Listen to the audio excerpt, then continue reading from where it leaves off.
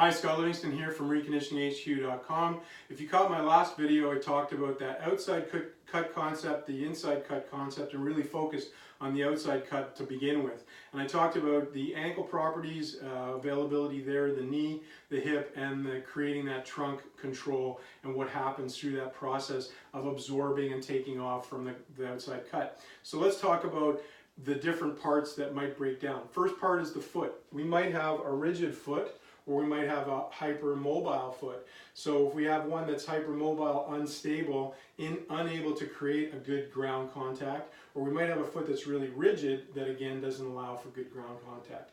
How do we know that? Well, we have to assess. So that's what we get into in our level 1 course in reconditioning. We talk about how to assess the foot, understand what we're actually dealing with. Let's pretend we've got a rigid foot.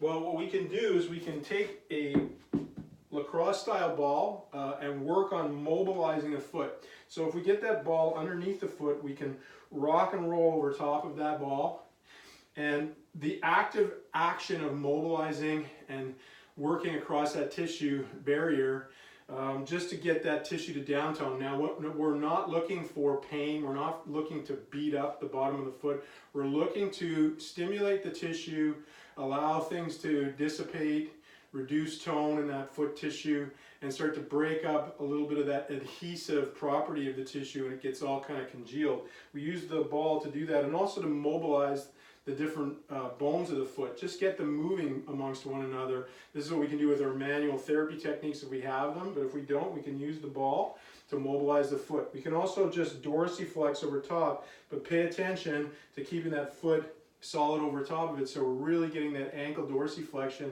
and splaying that foot open.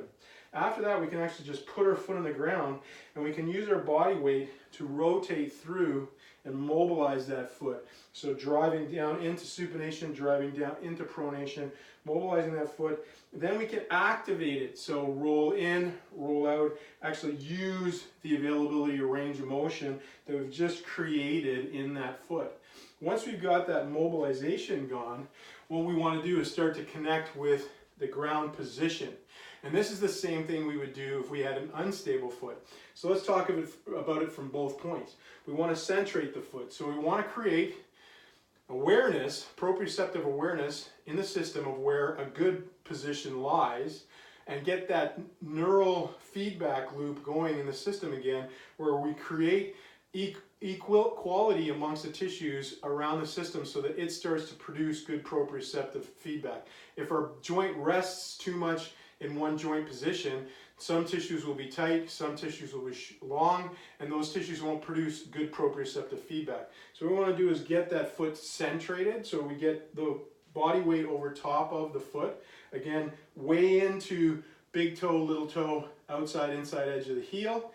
And then once we've got that position, we may have to modify the position by rolling in or rolling out slightly. Once we find that good position where we've got a quality arch, weight bearing on big toe, little toe, and heel, we want to make sure that we're breathing properly. We're going to talk about the cylinder in another video, but we want to have a good cylinder activation position.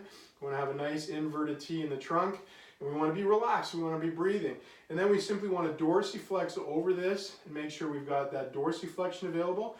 But if we're talking about that outside cut, we want to take the foot out a little wider, and we want to drag that tibia in and out, keeping all 4 points available in terms of contact, and just mobilizing that tibia on top of that foot.